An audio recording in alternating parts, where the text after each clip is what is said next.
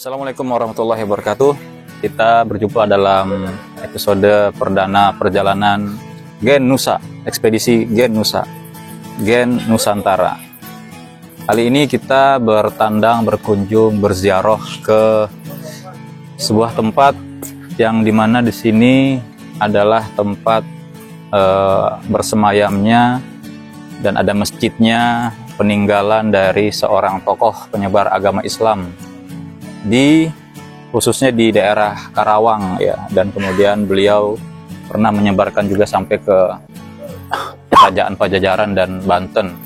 Itu makam Syekh Kuro. Nah, Syekh Kuro, kita bisa lihat arsitektur bangunan makam dan juga nanti ada masjid. Nanti kita jalan-jalan ke dalam bareng-bareng. Ini adalah sebuah situs cagar budaya yang seperti kita lihat banyak peziarah-peziarah yang hadir ke sini untuk berziarah dan mencoba menapaktilasi perjuangan Syekh Kuro ini. Seperti yang telah saya sampaikan sebelumnya, Syekh Kuro ini adalah salah seorang ulama yang bernama Syekh Hasanuddin atau Syekh Hasanuddin yang berasal dari negeri China, namun sebelumnya berdiam di Champa, ya, Vietnam, dan mengikuti Laksamana Cheng Ho untuk datang ke Nusantara. Ya, kalau nggak salah itu sekitar abad ke-15 ya, 1400-an sekian. Dan beliau kemudian turun di sini dan mengembangkan, mengajarkan agama Islam.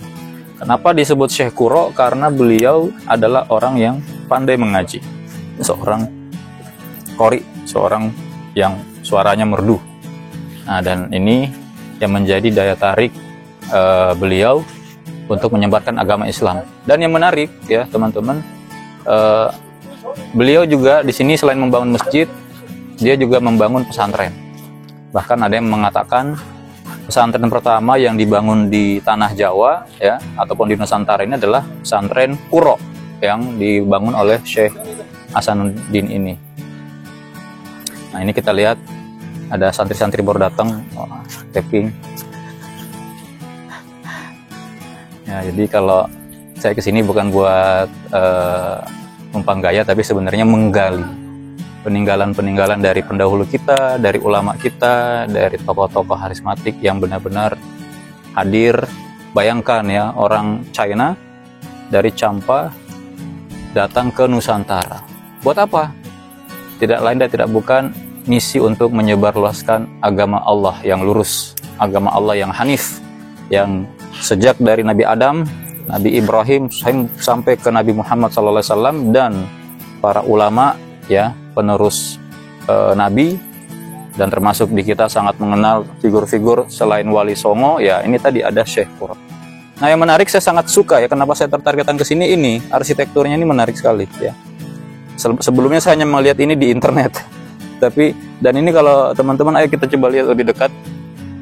Ini di setiap fasad ya atau tembok depan ini bentuknya setengah bulan ya, setengah lingkaran, dan di situ ternyata Asmaul Husna ya, Al-Wakil, Al-Qawi, Al-Matin, Al-Wali, Al-Mubdi,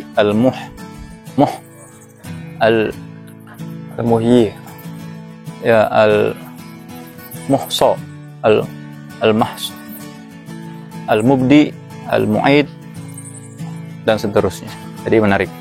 Oke, mungkin kita ke dalam, kita ngelihat sekilas situasi, kondisi dari petilasan ini. Nah, ini juga ada yang menarik ya, pesan beliau. Nah, ini pesan beliau, ingsun apa itu? Titip masjid langgar lan fakir miskin anak yatim. Bahwasanya beliau berpesan, saya menitipkan untuk menjaga masjid langgar yang udah dibangun dan juga untuk menjaga fakir miskin dan anak yatim. Nah, ini menarik ya, karena di Cirebon, Gunung Jati maupun di beberapa situs-situs tempat lain ini selalu ada pesan-pesan yang ini tidak hanya serupa tapi sama persis kalau saya nggak salah. Nah, kemudian ini apa ini? Oh, ini adalah ayat yang menyatakan ala inna awliya Allahi la khaufun alaihim wa la hum yahzanun. Jadi alhamdulillah udah dilindungi oleh undang-undang, dan Ya, tadi mari kita coba menapak tilas apa yang ada dalam kompleks makam Syekh Kuro ini. Menarik ya. Di ini Mas.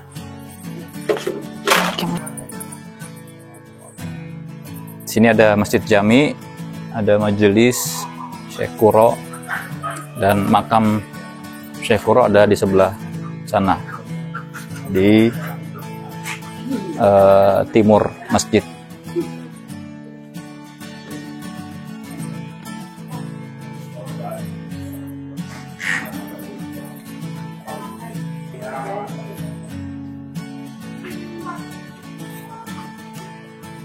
Jadi teman-teman, berdasarkan sejarah, Syekh Kuro datang tidak sendirian tetapi bersama pengiring beliau dan keluarga beliau, ya. Termasuk kemudian ada tokoh yang terkenal adalah Nyi Subang Larang. Dan kemudian Nyi Subang Larang ini diambil istri oleh Prabu Siliwangi ketiga, ya, sang pemanah rasa. Dan uniknya syarat dari Nyi Subang Larang yang merupakan murid dari Syekh Kuro untuk bisa dinikahi adalah meminta Raja Pajajaran, yaitu tadi Prabu Siliwangi, untuk masuk Islam. Namun terdapat simpang siur apakah benar beliau masuk Islam secara terang-terangan atau mungkin tidak masuk Islam. Ini masih menjadi hal yang belum terang. Kemudian Syekh Kuro memiliki anak yang bernama Syekh Bentong, dan juga kalau nggak salah ada makamnya di dekat sini. Syekh Bentong memiliki putri yang bernama Xiao Banci. Nah, dalam sejarah dikisahkan bahwa Xiao Banci itu kemudian suatu ketika dipinang, diambil selir oleh Raja Majapahit Brawijaya V. Dan kemudian yang menarik, Xiao Banci dan Raja Brawijaya V, ya, Raja Majapahit, itulah kemudian yang menurunkan, melahirkan Raden Patah. Raden Patah inilah yang kemudian dengan dukungan Wali Songo mendirikan, ya, dan memimpin kerajaan atau kesultanan Islam yang pertama di Pulau Jawa, yaitu Kesultanan Kerajaan Islam Demak. Nah, dan kemudian ya terjadi progres maupun konflik hingga dari Demak lahirlah Kerajaan Pajang, dan kemudian lahirlah Kerajaan Mataram Islam. Jadi yang menarik bagi saya untuk kita menapaktilasi begitu kuatnya jalinan kekerabatan, ya, dan pertalian baik secara pernikahan, nasab, dan keilmuan di Nusantara ini dalam konteks penyebaran agama Islam dan berdirinya atau terbangunnya komunitas masyarakat bahkan kerajaan atau kesultanan Muslim Islam. Jadi dari Syekh Kuro di Karawang, kemudian ada juga hubungannya dengan Syekh Jatul Kafi di Cirebon, kemudian Sunan Gunung Jati, tadi bertemu dengan Prabu Siliwangi, ada kaitannya dengan Raja Majapahit.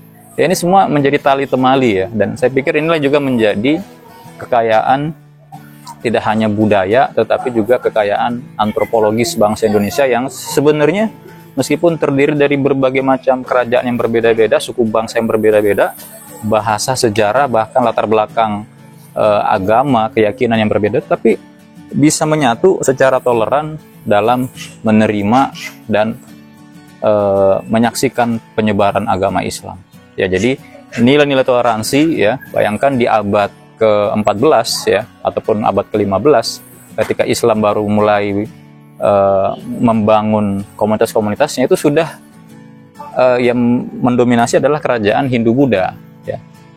Sehingga Islam pada saat itu masih menjadi agama minoritas, tetapi dengan hikmah, dengan keberanian, dan dengan ketulusan dari para ulama itu, Wali Songo dan penyebar-penyebar agama Islam yang lain, Islam dapat diterima dengan terbuka, ya. Sekali lagi diterima dengan terbuka tanpa melalui pertumpahan darah, ya. Ini sangat berbeda, ya, sangat kontras dengan apa yang kita saksikan penyebaran Islam di utamanya Timur Tengah yang umumnya bersifat penaklukan. Nah, ini seperti kita bisa lihat, ini adalah ruangan menuju makam Syekh Kuro berada dan selalu ramai diziarahi, bahkan ini jam menjelang larut malam, namun masih ramai para peziarah terus berdatangan, yang tentunya umumnya juga ziarah ini berasal dari daerah yang antah berantah, ya, seperti kita dari Tangerang, dari Jakarta, dan Ya sekali lagi inilah kompleks yang kita bisa lihat dengan kehidupan masyarakat sekitar, yang tentunya juga ini mudah-mudahan membawa berkah ya bagi masyarakat yang mendiami area kompleks makam Syekh Quro ini.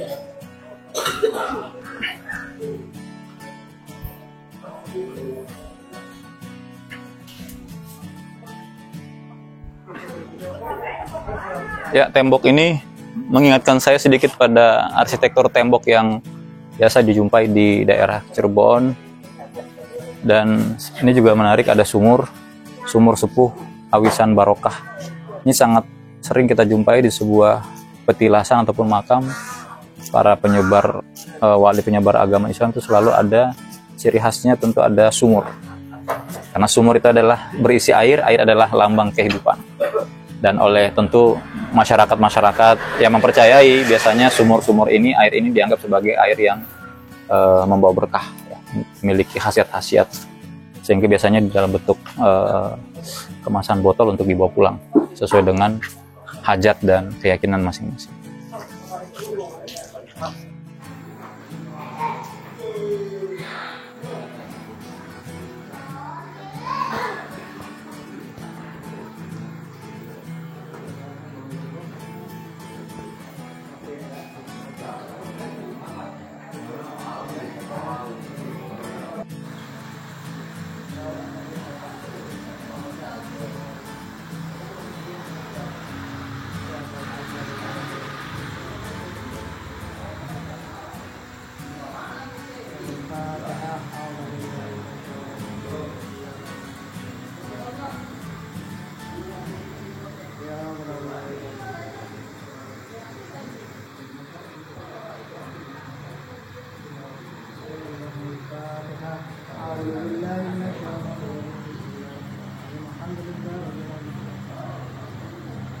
Assalamualaikum warahmatullahi wabarakatuh, teman-teman semua. Saat ini kita ada di makam Syekh Quro.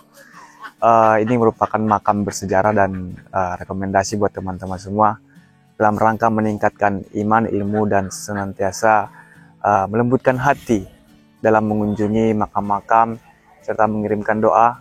Tidak lain dan tidak bukan juga akan kembali kepada kita, dan semoga kita menjadi manusia yang lebih baik ke depannya tanpa sedikit pun untuk berpikir melakukan kejahatan-kejahatan yang dilarang oleh Tuhan Yang Maha Kuasa. Assalamualaikum warahmatullahi wabarakatuh. Waalaikumsalam.